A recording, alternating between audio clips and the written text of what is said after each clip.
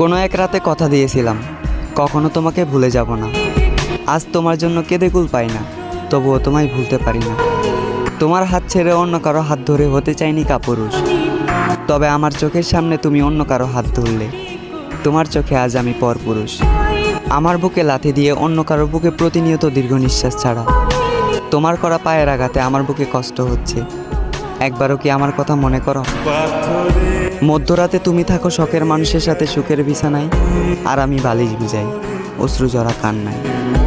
আকাশের নিচে ৬০-৭০-এর এই জীবনটা হয়তো তুমি হাসি খুশি পার করে দেবে, তবে উপরে গেলে নিচের করা ভুলগুলোর হিসাব নেওয়া হবে।